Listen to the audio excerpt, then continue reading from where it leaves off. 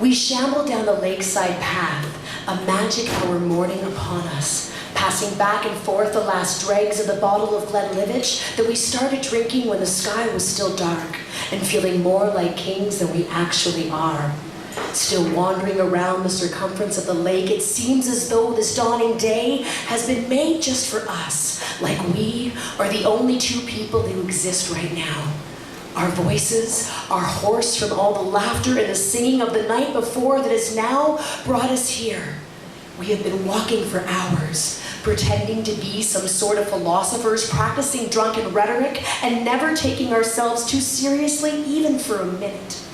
We skip stones along the glass water surface and exclaim to the slowly waking world that we are the masters of the universe. And as we hear our own voices echo across the lake and back to us, it causes us to pause.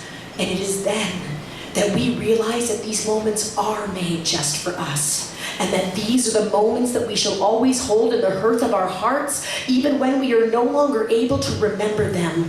They will always hold a place, residing inside the chambers of our atria and ventricles, and each beat that our heart makes shall cause echoes to bounce off those chamber walls like our own voices that we hear bouncing across the lake. Yes, they too hold parts of our past, feeding back to us now in this moment, and for a minute, time itself seems to stop altogether.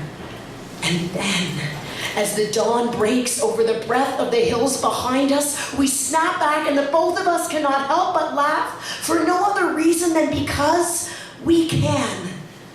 We embrace each other, necks cradled against collarbones, fingers kneading into the spaces down our backs, and you say to me, "Let's go home."